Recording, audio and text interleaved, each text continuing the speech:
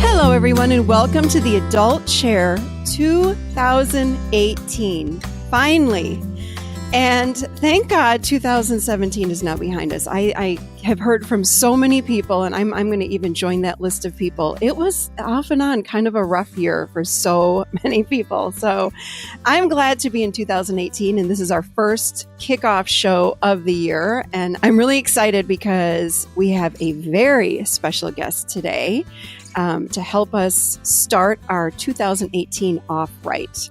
But before we get started, remember to head over to the Adult Chair to access all the podcasts, guided meditations, requests to get into the closed group, which I'm very happy to say on New Year's Day, we hit 800 people. And for those of you that don't know what it is, remember, it's an intimate conversation about the Adult Chair. It's a closed group with people that want to get vulnerable, that want to learn more about the Adult Chair, that want to use this language. So go to theadultchair.com, which takes you right to my website, or you can go to michelleshelfont.com. Either one takes you to my website. And on the home page, you can access the closed group. You have to request to get in. You cannot get in without a request. Okay.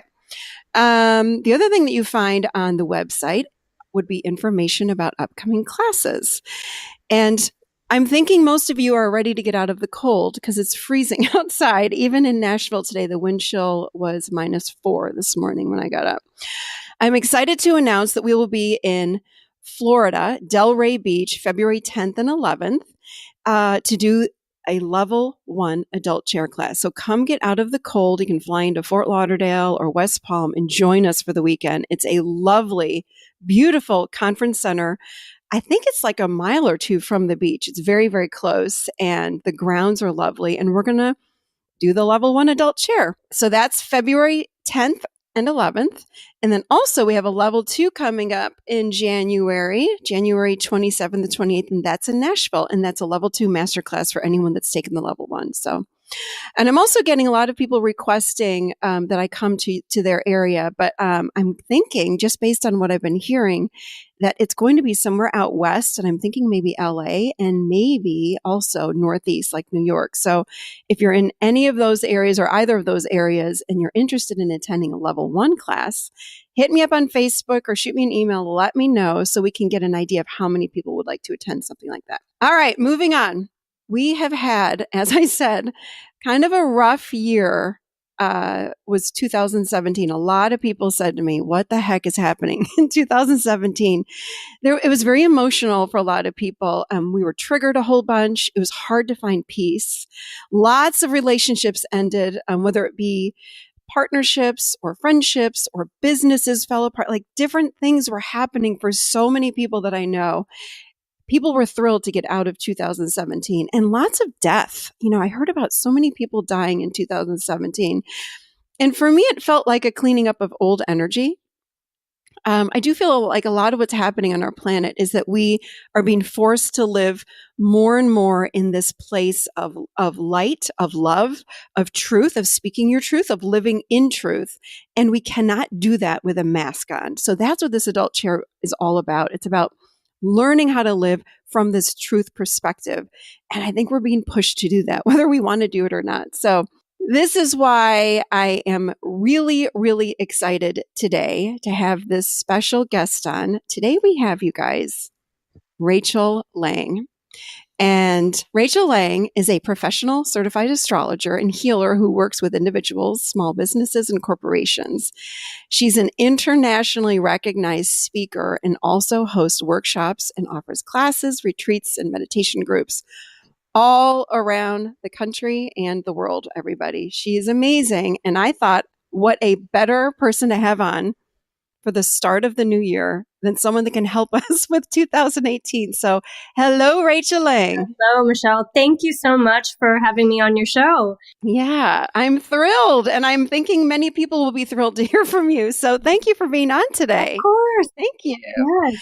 So I know that a lot of people, I remember when I was younger, before the internet was around, I did not miss opening up the newspaper every day into the horoscope section and reading, I'm a Scorpio. So I wanted to know, what was happening, with my horoscope on that day. And as I got older, I delved more and more into wanting to learn about astrology and how does this all work. So for many of us, many people do not even know what astrology is. So can we start out with just what is astrology? Yeah, that's a great question. And I think, you're right. And so many people read their horoscope and they think that's what astrology is. But your horoscope is just your sun sign. It's just one aspect of the totality of your chart of who you are. Astrology is essentially a study of correspondences. It's a study of the way the motion of the heavenly bodies relates to our day-to-day lives, our earthly lives. And in not just in our personal lives, but also in the collective. It kind of shows us a forecast, if you will, of what the trends are, what are some highlights, what are some challenges. And every single person has a birth chart that shows these correspondences. And it's kind of like a snapshot of your birth chart is like a snapshot of what was happening in the heavens at the time of your birth. And it really maps out different aspects of your personality, different themes that play out throughout your life. And by studying it, by understanding this symbolic language and this language of correspondences, you can really get kind of a map, a roadmap to understanding yourself and understanding your purpose and your place in the world in relation to other people and in relation to the collective whole. I can't get over. I remember when I had my first astrology chart done or astrological chart done, I could not get over how accurate it was. And again, I'm a Scorpio and my cousin is a Scorpio. My aunt's a Scorpio. So there are some general themes, of course, if we want to talk about horoscopes that would say, Scorpios are very deep. We're passionate. We're seekers. We're emotional. We're this, that's all true.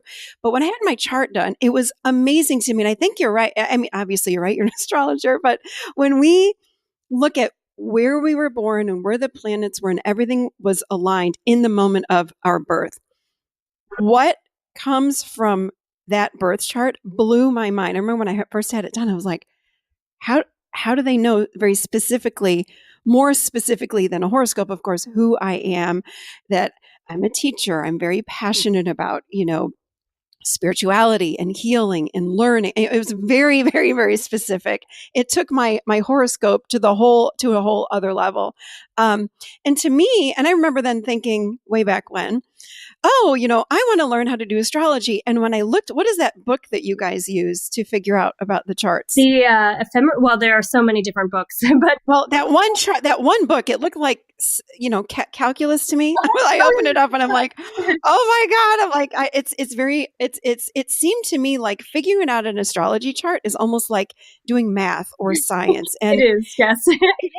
Like it's very, in other words, what I mean is like, it was so concrete. It's like, okay, if this is here and this is here, then this means this. So it was, it was very concrete and it blew me away how accurate it was just by looking at different planets and what was happening in my chart at the time of my birth. So it is actually a very mathematical, scientific process. Like the what you have to go through to construct a chart. Now computers do it for us. But when I first started, in the 90s, before computers, what you're talking about, like using the ephemeris and figuring out where the planets were at what times and calculating, each year and each month and each day has a specific. It's very, it's a very scientific. It's very mathematical. Yeah, it was very mathematical to me, and I'm like, I'm not a math person, so I gave that up right away, and I let my friend who's an astrologer used to look at my chart. But yeah, I mean, it's no different really than almost predicting what time the sun's going to come up, what time the tides are going to come in and go out. I mean, it's very mathematical. So, all right, please enlighten us.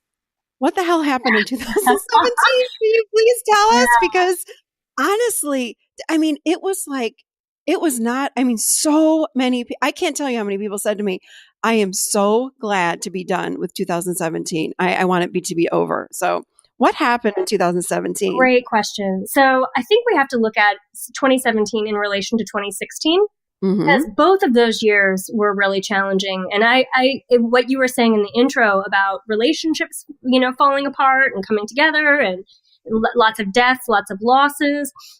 Yeah, absolutely. And I definitely saw this in my own client practice, and within, just when, if you open Facebook or look at the news, you can see all of the evidence of all of this kind of crazy energy.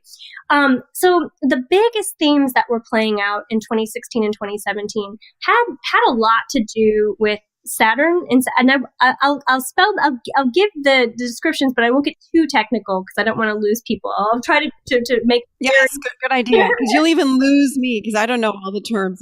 But yes, go. So one of two things that were happening. So Saturn is the planet that relates to our commitments, our responsibilities, our limitations, and Saturn has been transiting through the sign of Sagittarius, which is all about faith and understanding and truth and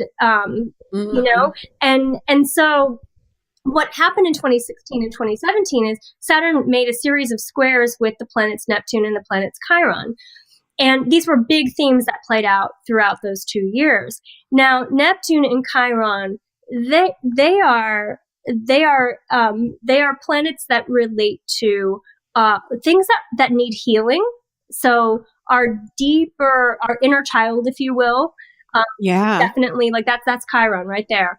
It's the part of us that is the most wounded and the most vulnerable. But from those wounds and from that vulnerability, we find our gifts that we offer to the world, our contributions. Yeah, so that was a big theme in 2017. Okay. Yeah, because that is what it felt like to me. Like, okay, even though I had so many clients that would come in and spent so much time crying, but through those tears, it was like, oh, these new awarenesses and new truths would rise up. I'm like, okay, so this is good. Yeah. It's like there was like a phoenix rising happening. Like, oh my God, like through the ashes, like, oh, there's my truth. So yeah, that makes a lot of sense. But we had to go through that darkness, that heavy energy to get there. Well, right, because so Chiron and Neptune both want us to heal, and they want us to. I mean, that Chiron energy is. It's not just healing for your own benefit. It's like, okay, now that you've done the hard work, you've cried those tears, you've done that healing, now you can live into your purpose. Now you've cleared the path for yourself to have the most expansive life possible. And so I saw a lot of that beauty, that there were a lot of losses, a lot of new beginnings from those losses. I have to ask you a side note here. What planet are you talking? Chiron. I've never heard of Chiron. Is that a new one? It's a little tiny dwarf planet. Is that the one like after Pluto that they found? No, that's Eris. When we look at astrology, we look at the main planets, Venus, Mars, Mercury, Jupiter, those planets. But then there are also these little tiny dwarf planets and these little asteroids that also want to have a voice in our conversation. So, and Chiron is kind of one of the ones that I use pretty regularly. Interesting. Because you kept referencing, I'm like, hold on. I don't think I know that planet. Yeah. Okay, so is there anything else about 17 that you can shed light on, or is that pretty much, I mean, I'm sure you could talk for all day about it, but anything else that our listeners would benefit from hearing? Yeah, great. There's one other piece that it kind of closed out the year for us, and that was that Jupiter, which is the planet of expansion and the planet of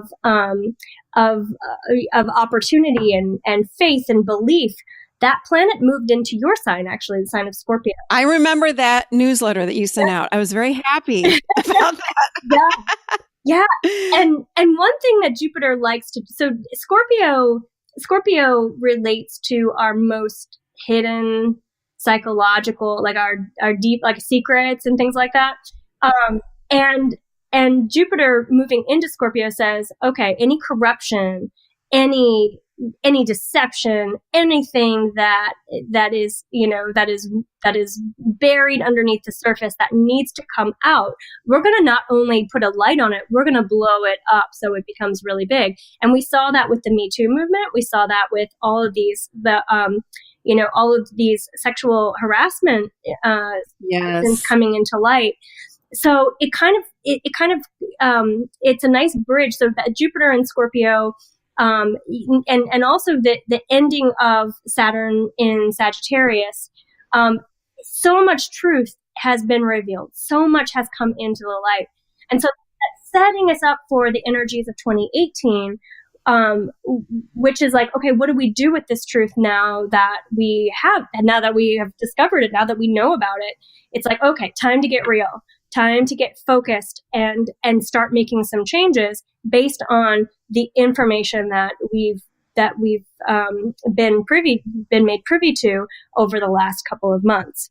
So continue on then with 2018 plan. I want to hear more about. Yeah, please let us know that the energy, because I remember even waking up on New Year's Day, I was like, oh, it feels so much better. It just felt lighter to me. So can you let us know maybe what's coming in 2018? And energetically, it does feel lighter. It doesn't feel like this cleaning out and, looking at our shadow aspects anymore. Is that true? Please tell me. It's true. Yeah, it's true. Okay, good.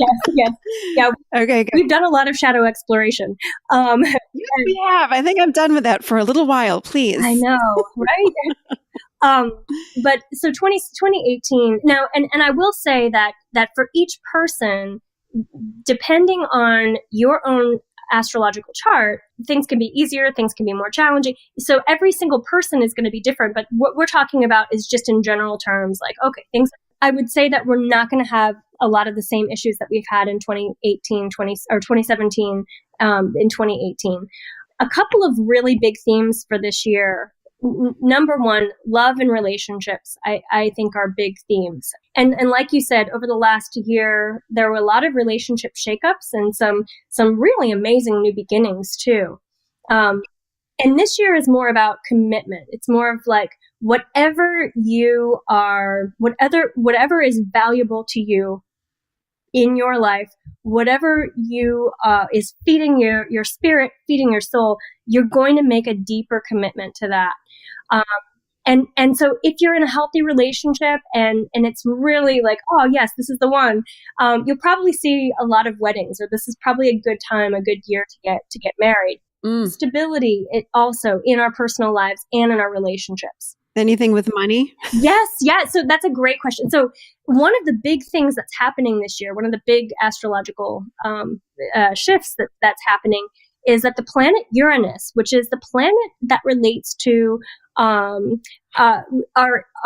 freedom, our independence, Uranus is actually moving into a new sign, and this happens once every 7 years. Okay. And so it's kind of it is a significant turning point, and a significant shift that we'll all experience. This is actually getting ready to happen in May. And it enters the sign of Taurus, which is the sign of material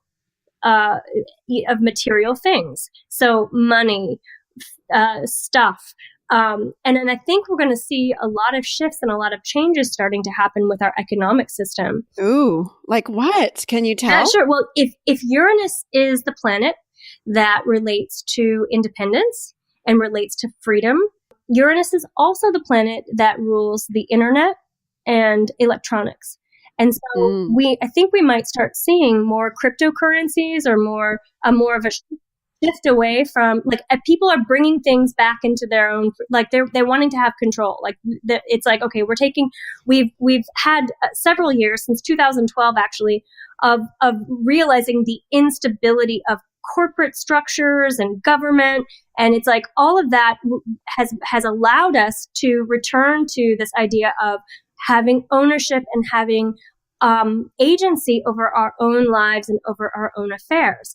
And so cryptocurrency is a perfect example of that. And I don't think it's just going to be that cryptocurrency. I think it's going to be also people working for themselves, like doing more independent, like doing freelance work.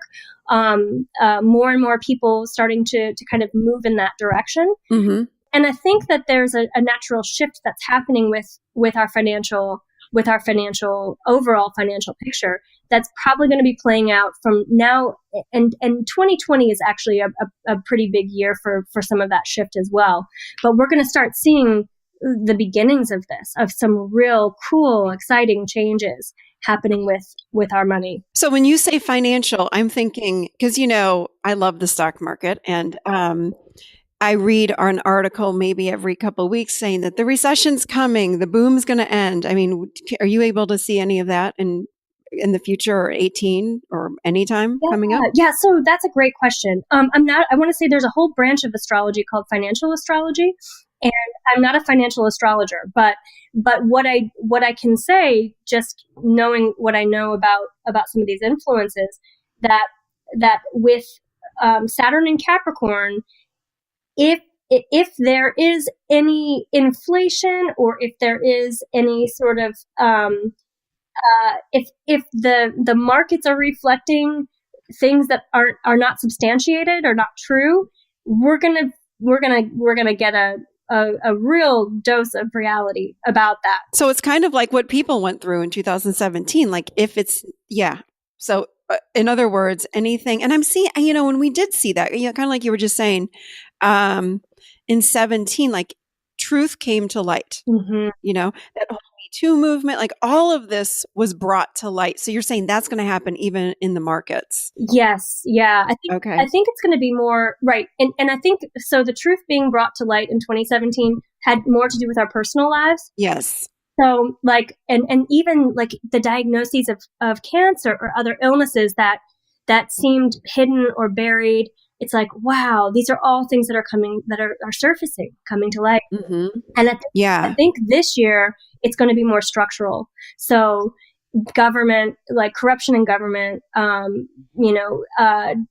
kind of systems that are not in integrity, operating in integrity. Mm-hmm. That's all going to be coming to light, but it's not going to come to light in a way that it's going to cause panic or fear, or I think it could, but it doesn't have to. Right. It's going to come to light in a way that it's like, okay, we are at a point in our civilization, in our world, where we want to build solid structures. We want to fix what's been broken or what's not working. And that's that. And so I think that anything coming to light is going to have a solution backing it. Okay. Yeah. So it doesn't have to be anything that we're afraid of or concerned about, but it's because with Saturn and Capricorn, we're rebuilding structures that aren't working. So you're not seeing a huge recession or anything like that coming. So some of these influences can show that things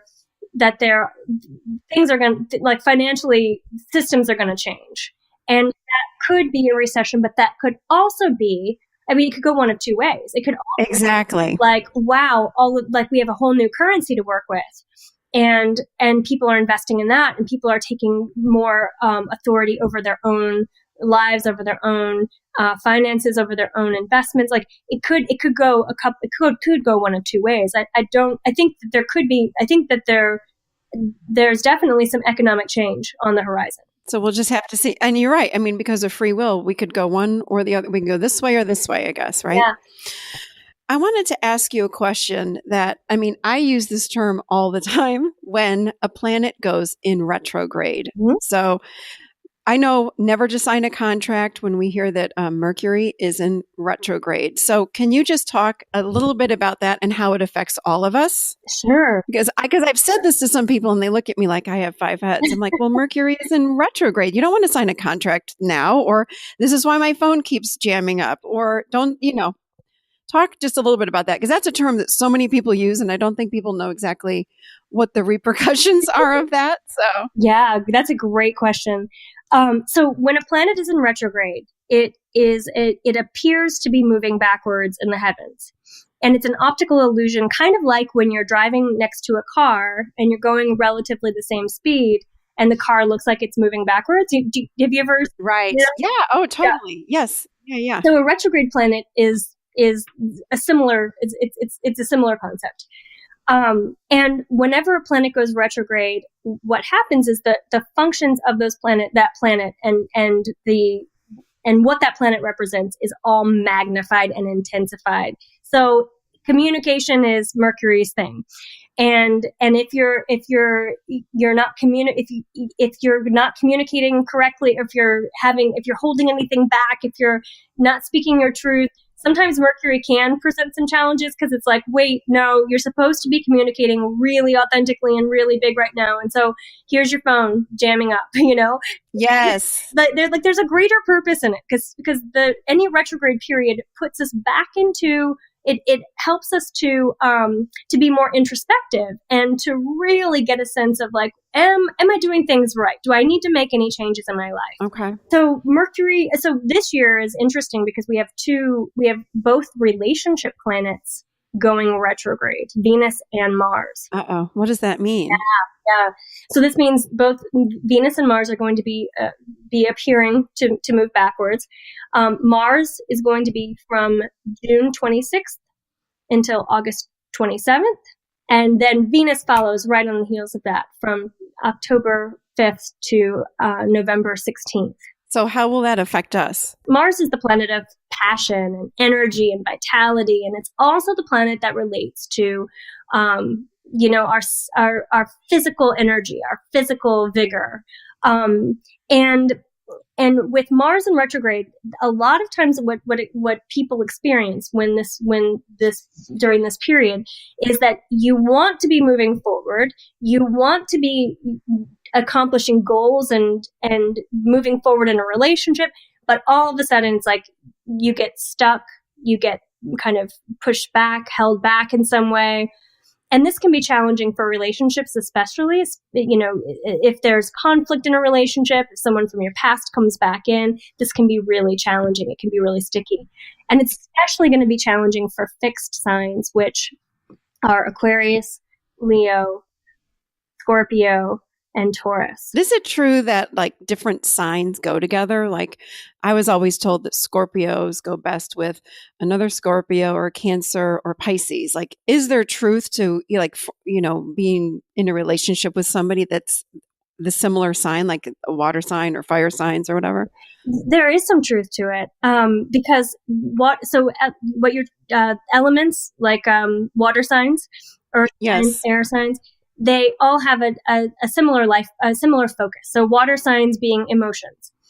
You're feeling, or you're trying not to feel, which is what Scorpios do, or you're because you're so sensitive, which is what Cancers do. Yes. So there's a similar life focus with common elements. At the same time, compatibility is it's so interesting. I mean, it's like very complex. And everyone's birth chart has so many different influences that you might be a Scorpio sun sign, but you might have, a lot of air in your chart. You might have a lot of planets in Libra, or you actually have a lot of planets in Aquarius. You have Aquarius. You have a lot of air, and you have a lot of water and air. So it just varies from person to person. So I don't like to make generalizations, but often it can be. There can be some common relationships. Okay. Yeah, that because a lot of people say, "Oh, yeah, you shouldn't be with so and so because they're not in the right sign." I'm like, I wonder if there's truth to that. So thank you. No. Astrology does not tell us who we shouldn't talk to.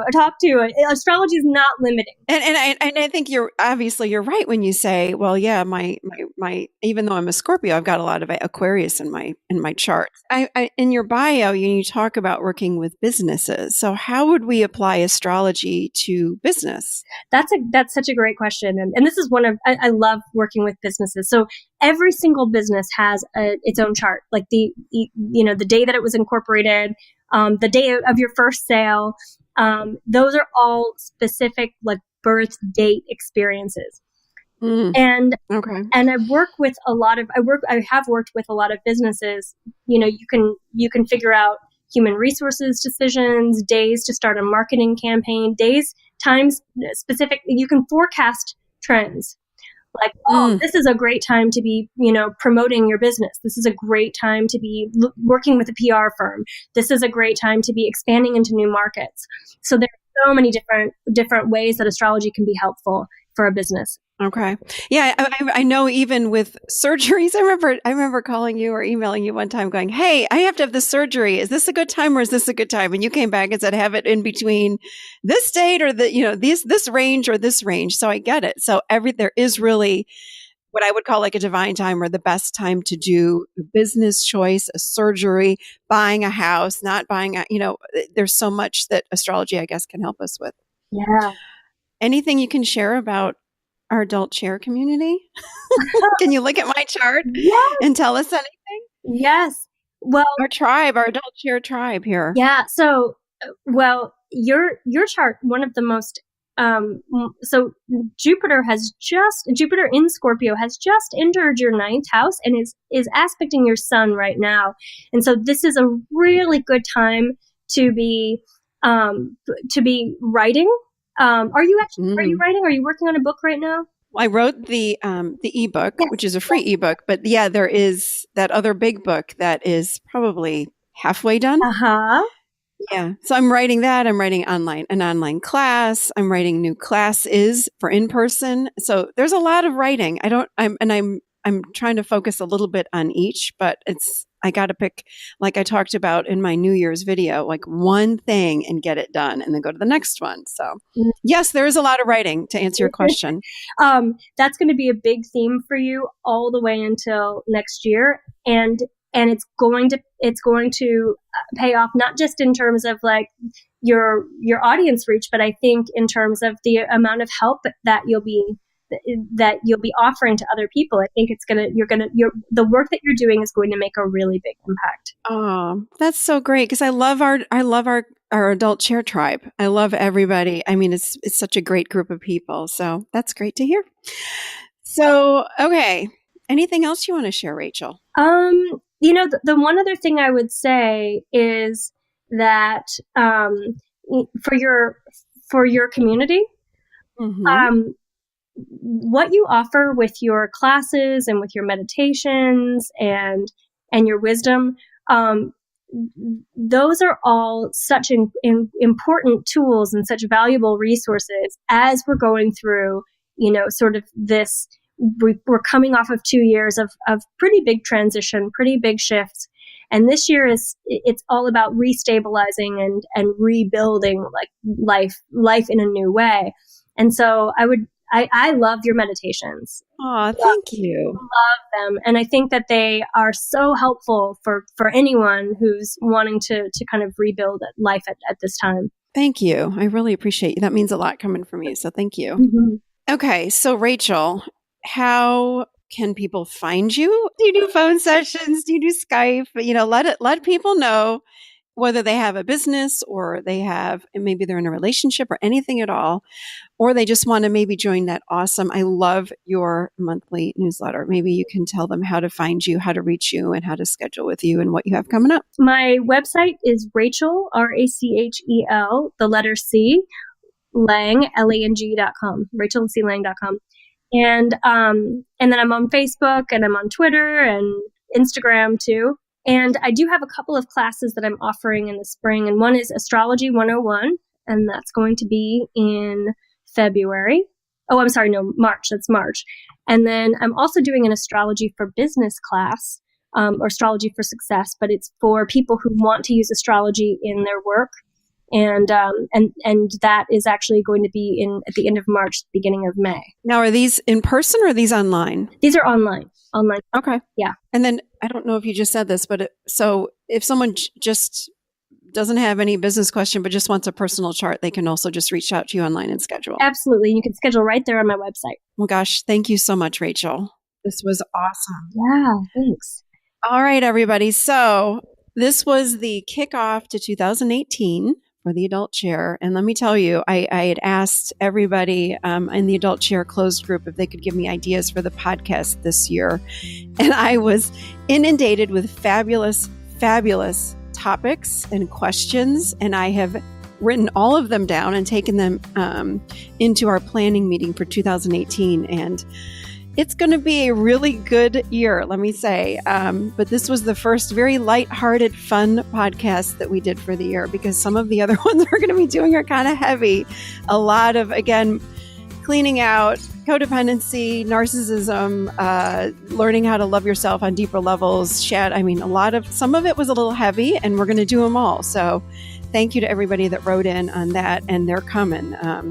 Starting next week. But this was a fun, lighthearted podcast. I hope everybody enjoyed it. And again, thank you, Rachel. And I will see you all next week in the adult chair.